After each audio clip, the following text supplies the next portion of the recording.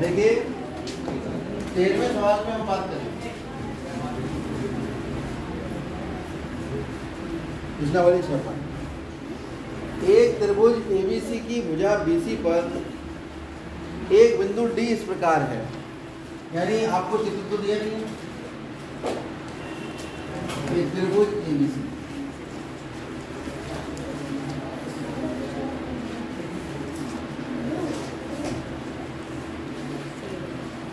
मिल गया। एक त्रिभुज ABC की भुजा BC पर एक बिंदु D है।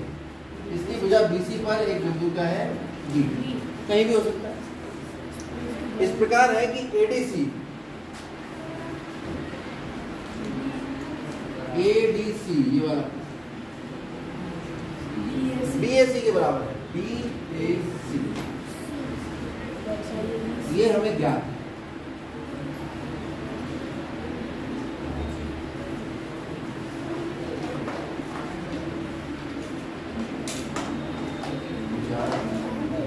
BC पर बिंदु D इस प्रकार है कि कोण ADC बराबर है कोण BC। फ्री के नंबर है, सवाल पढ़ो, जो लिखा है वो लिख दो, ज्ञात है पता लग गया। ठीक है, क्या सिद्ध करना है? दर्शाइए कि का मतलब है सिद्ध करना है।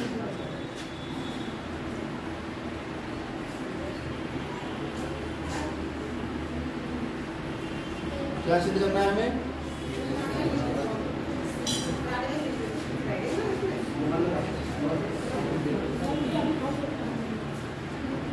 सिद्ध करना है CA स्क्वायर बराबर CB डॉट CD। ठीक है, इतना हमारे पास।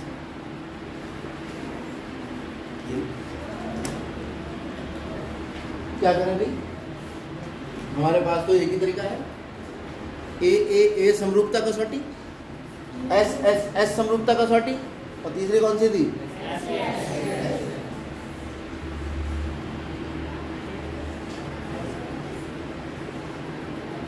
A समरूपता कसौटी में संगत कोण बराबर होते थे, तो भुजाओं का अनुपात बराबर आता था और त्रिभुज समरूप हो जाते थे। S मतलब साइड यानी भुजा। समरूपता कसौटी में क्या होता है? संगत भुजाओं का अनुपात बराबर होता है, उससे संगत कोण बराबर आते हैं और उससे दोनों त्रिभुज समरूप हो जाते हैं। S में क्या होता है? एक कोण के बराबर और कोण बनाने वाले भुजाओं के अनुपात बराबर, क्या कहलाता है ये? S।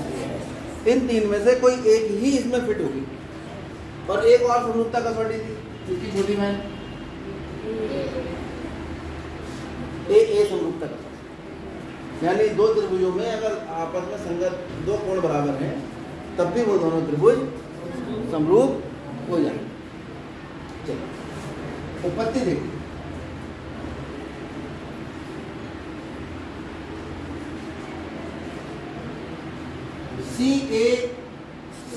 CD कहाँ है? ये CD कहाँ है? तो CD और CD हैं, तो CD किस त्रिभुज में आ रही है? CD किस त्रिभुज में आ रही है? इसका मतलब इन्हीं दोनों त्रिभुजों में कुछ ना कुछ ढूंढना है, तो बिना लिखे ढूंढ लो, ताकि लिखने के बाद काटना ना पड़े। आप देखो ये वाला कोण तो इस कोण के बराबर है, यानी इस छोटे त्रिभुज का ये वाला कोण इस बड़े वाले त्रिभुज के इस कोण के बराबर है। और ये वाला जो कोण है ये छोटे त्रिभुज में भी है, और जब दोनों में है उभय मतलब दोनों, निष्ठ मतलब स्थित है, दोनों में स्थित है, तो दो कोण बराबर होगा नहीं होगा इस वाले त्रिभुज और इस वाले त्रिभुज में। तो बस यहीं से शुरू कर दो कहानी। किस में से? त्रिभुज ABC तथा त्रिभुज, अब A वाला कोण बड़े वाले त्रिभुज का छोटे वाले किसके बराबर है? ठीक है, तो A की जगह D है ना, और C के बराबर है, और यहाँ कौन आ जाएगा? इन दोनों में ढूंढ रहा है। पहले तो सबसे आसान तरीके से मिल रहा है वही लिखो, कोण ACD बराबर कोण ACD। क्यों? उभयनिष्ठ है, उभयनिष्ठ इसका क्या मतलब होता है? दोनों त्रिभुजों में स्थित है। ये सबसे पीछे वाला बच्चा जरा ऊपर गर्दन करके देखो, कहाँ खोए हुए, खड़े हो जाओ। हाँ इधर देखो, तुम भी खड़े हो जाओ। हाँ नहीं नहीं, बराबर में खड़े रहो, दोनों खड़े होकर देखो। तो ये वाला कोण किस कोण के बराबर है? ये वाला कोण इस वाले त्रिभुज का कोण है, और ये वाला कोण इस छोटे वाले त्रिभुज का कोण है। उसके अलावा ये तो हमें ज्ञात है क्या कि कोण BAC बराबर है कोण ADC, ये तो हमें ज्ञात है। और अगर हमें दो त्रिभुजों में कोई दो कोण बराबर मिल जाए तो दोनों त्रिभुज कैसे हो जाते हैं? कैसे हो जाते हैं? समरूप। अतः त्रिभुज ABC समरूप हो जाएगा त्रिभुज DAC कहाँ से? AA समरूप।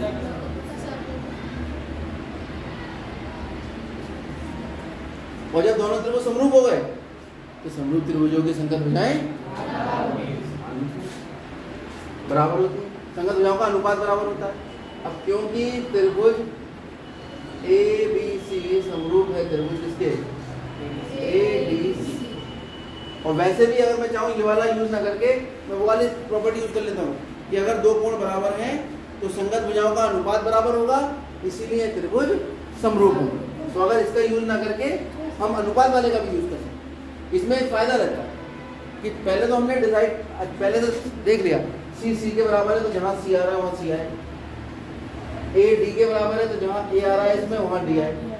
जब आपने ये लिख दिया तो बड़ा आसान हो जाता है। अगर दो त्रिभुज समरूप है तो AB बटा AD, BC बटा AC बटा AC। इधर पढ़ूंगा ये DAC तो AB बटा AD बिल्कुल से आया, BC बटा AC और AC बटा BC। आप देखो हमें जब सिद्ध करना है उसमें क्या क्या है, उसमें AC है, उसमें BC है और उसमें CD है। तो AB चाहिए, AD नहीं चाहिए, ये हमारा किसी काम का है। BC चाहिए, AC चाहिए, AC चाहिए, AC चाहिए, इसी को निकाल लो। BC बटा AC बराबर AC बटा AC गुणा करो, AC गुणा AC बराबर BC गुणा AC का बराबर थोड़ा आगे पीछे कर लो, जैसे यहाँ लिखा है AC को C लिख लो, उसमें भी कोई दिक्कत नहीं लिखने में। BC को C भी लिख लो, उसमें भी हमें कोई दिक्कत नहीं। और DC को CD लिख लो, इससे भी हमें कोई आपत्ति नहीं। पहले अपने मन का लिख लिया करो, ठीक है? पहले देख लो, अपने मन का लिख लो और ये ध्यान रखो कि CD आगे पीछे हो रहा है वो लास्ट में, लेकिन वही लिखो जो सिद्ध करना है। यही हमें क्या करना था।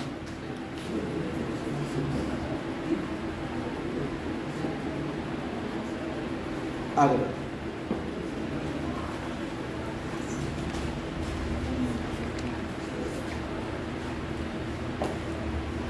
पंद्रहवां सवाल देखो। एक लंबाई 6 मीटर वाले ऊर्ध्वाधर स्तंभ की छाया की लंबाई 4 मीटर है। एक स्तंभ है 6 मीटर उसकी लंबाई है, ये जमीन है, यहाँ पे उसकी जो छाया है वो 4 मीटर। समझ में आया? ये स्तंभ है और ये क्या है? उसी समय एक ही समय पर एक साथ देख रहे हैं हम, एक मीनार की छाया की लंबाई 28 मीटर है। एक मीनार है जिसकी छाया की लंबाई कितनी है? 28 मीटर। ये मीनार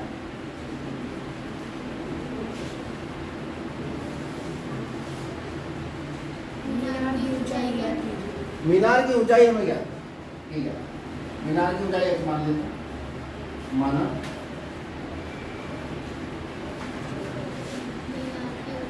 मीनार की ऊंचाई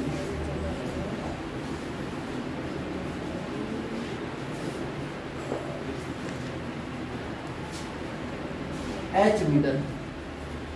अगर आप एक ही समय देख रहे हो तो सूरज जो यहाँ पड़ेगा तो ऐसे तो आएगा, पूरे सूरज की किरण आएंगी और छाया यहाँ बनेगी जाती, ऐसे इस पर पूरे सूरज की किरण आएंगी, छाया यहाँ बनेगी। एक ही समय जब भी कहेगा तो ये जो छाया का अंतिम सिरा जब आप शीट से जोड़ोगे तो वो दोनों कोण आपस में बराबर होंगे।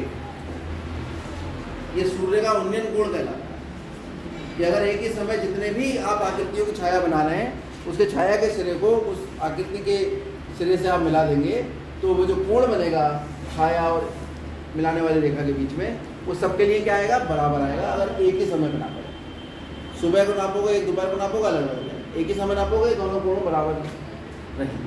ठीक है, तो आप कहेंगे इसका नाम रखो A B C P Q R. ये तो 90 है भाई, मीनार भी सीधी, स्तंभ भी सीधा खड़ा होगा और मीनार भी सीधी खड़ी होगी।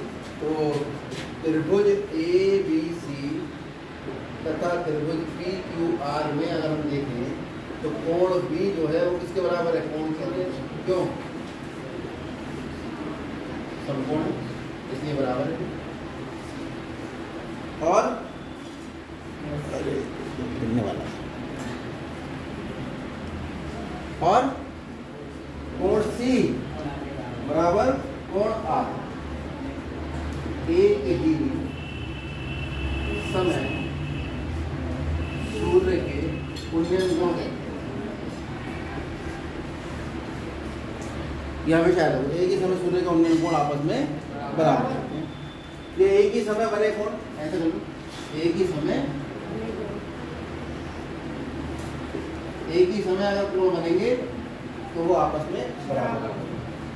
दो कोण बराबर हो गए, दोनों त्रिभुज कैसे हो गए, कहां से हुए, ए। अब इनके संगत कोण भुजाओं का अनुपात ले, कैसे आएगा, ए बी बटा पी क्यू, बी सी बटा क्यू आर और ए सी बटा, ऐसे तो करते हैं, ए बी बटा पी क्यू, बी सी बटा क्यू आर, ए सी बटा। अब मान लो ए बी का मान 6, बी सी का 4, पी क्यू का h, B C 4, Q R आगे कुछ करने की जरूरत नहीं, क्यू आर आगे कुछ करने की जरूरत नहीं, यहीं से आ जाएगा। फिर 6 गुणा कर दो, 6 गुणा 28 बराबर 4 गुणा 28। ये भी लिख सकते थे हम, ठीक है, लेकिन इसकी आवश्यकता हमें नहीं है। और ये क्यों हुआ,